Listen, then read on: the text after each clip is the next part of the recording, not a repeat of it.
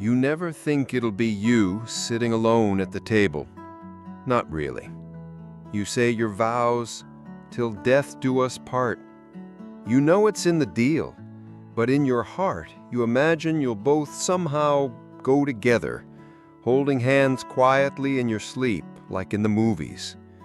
Or if not that, then maybe you go first so you don't have to face this silence. But life doesn't always work that way. My name is Thomas. I'm 83 years old, and 6 years ago, I lost the woman I spent 51 years with. Her name was Margaret.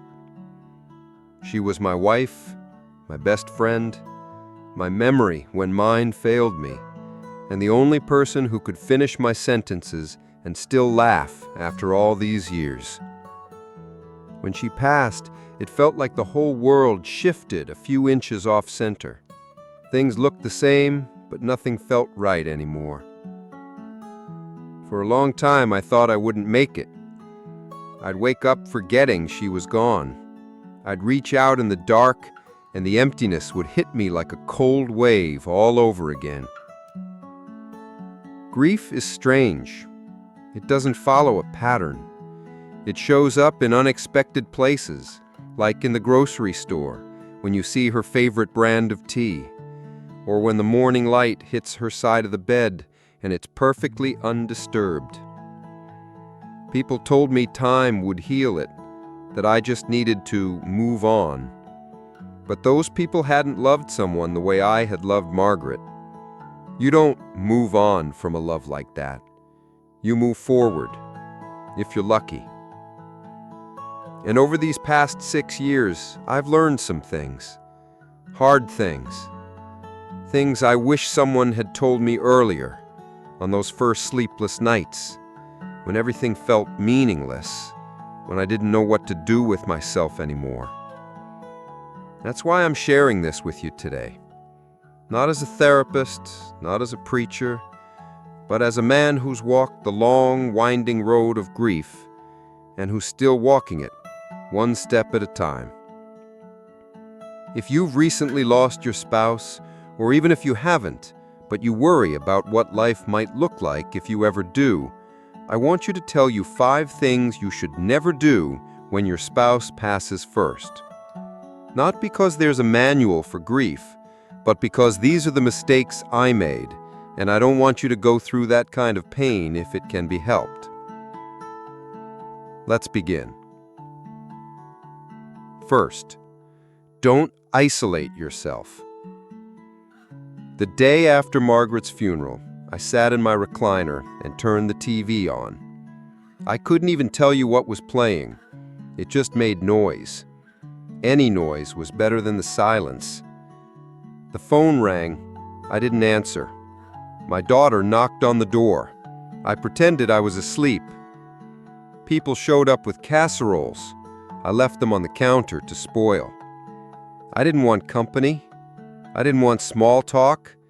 I didn't want people telling me she was in a better place, because the only place I wanted her was right next to me. But here's the truth I didn't understand then. Isolation doesn't protect you from grief, it feeds it. I thought if I kept to myself, the pain would dull, but instead it grew sharper, more vivid, like a wound you never let air out. I didn't realize I had stopped living. I was simply existing, one long day blending into another. And one afternoon, my neighbor, Henry, he's a stubborn old goat, knocked and knocked until I opened the door. He didn't say much, just handed me a thermos of coffee and said, "Sit with me on the porch." So we did. We sat. We didn't say much, and for the first time in weeks, I didn't feel completely alone. That small moment reminded me, we're not built to grieve in silence. We heal best when we're seen, when someone knows we're hurting and stays anyway. So if you're going through it, please don't shut people out. Say yes to the coffee invitation. Answer the phone. Let your family in, even if you cry the whole time. especially if you do. We weren't meant to carry grief alone.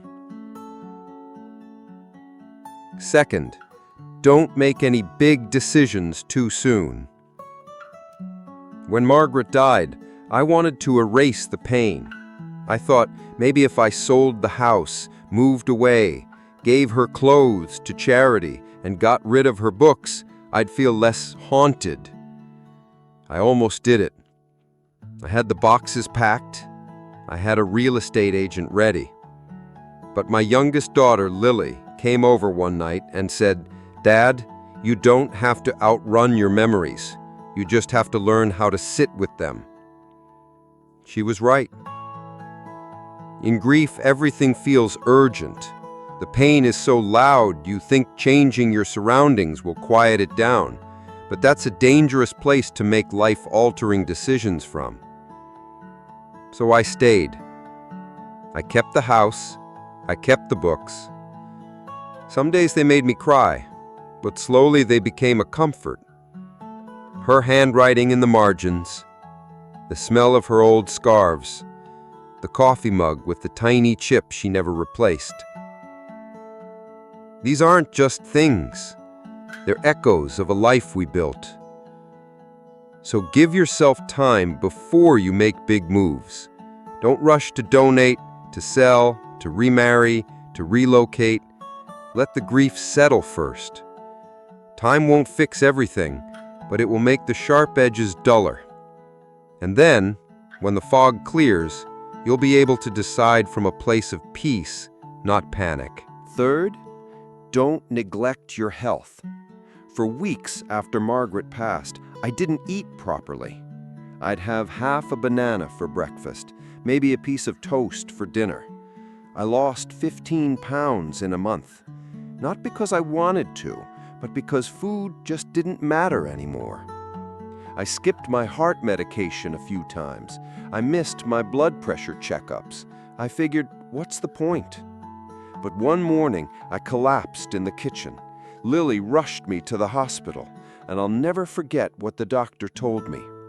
He said, "Thomas, your wife didn't pass so that you could follow her into the grave out of neglect. You still have living to do." It hit me like a bolt of lightning. I had been treating my health like a burden, but what I didn't realize was that caring for myself wasn't just for me, it was for the people who still loved me. Your spouse is gone, but you're still here. Your heart still beats, your lungs still breathe, and that's no small thing. So go to the doctor, take your pills, eat real meals, even when you don't feel like it. Walk, stretch, hydrate, sleep. Grief drains the body, but taking care of yourself is one small way to say, "I choose to keep living." And that matters. Fourth, don't pretend you're okay when you're not. I wore the mask of strong widower for too long. I smiled at neighbors. I said I'm fine to every question. I cracked jokes to avoid the ache in my throat. But inside, I was drowning. One day, my grandson saw me in the garden, kneeling by Margaret's rose bush. He came over, put his tiny hand on mine, and said, "You miss Grandma, huh?" I couldn't speak. I just nodded. And then I cried. Really cried. Ugly, shaking, heavy sobs I had been holding in for months. That moment changed something in me. You see, grief isn't weakness. Tears aren't failure. They're just proof that love left an imprint that doesn't disappear overnight. When we bottle everything up, we delay the healing. You're allowed to be broken. You're allowed to fall apart. You're allowed to say, "I'm not okay." Talk to someone, anyone, a friend, a pastor, a therapist, a stranger in a support group. Let the grief speak, because when we honor our pain, we begin to release it. Pretending is a heavy burden. Honesty is freedom. Fifth, don't forget that you are still here for a reason. This is the hardest one.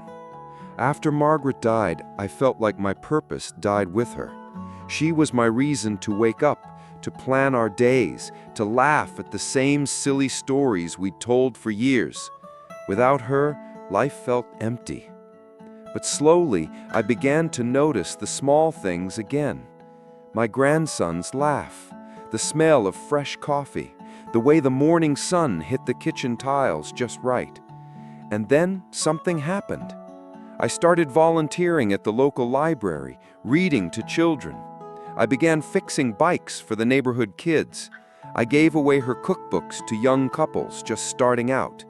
And in those moments, I felt her with me. Your spouse is gone, but you are still here.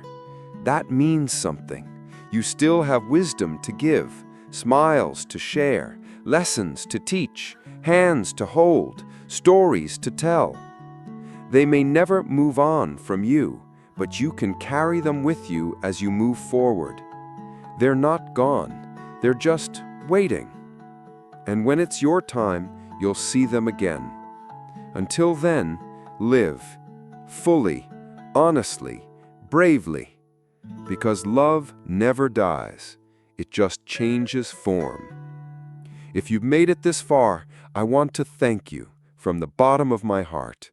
If this story resonated with you, if it gave you even one moment of clarity or comfort, please click the like button. And if you'd like to hear more reflections like this from someone who's been there, click subscribe to Wisdom Through Time. We tell real stories from real lives, stories that remind us we're never too old to feel deeply, to learn again, to love again, or to begin again. You're not alone, and you're doing better than you think.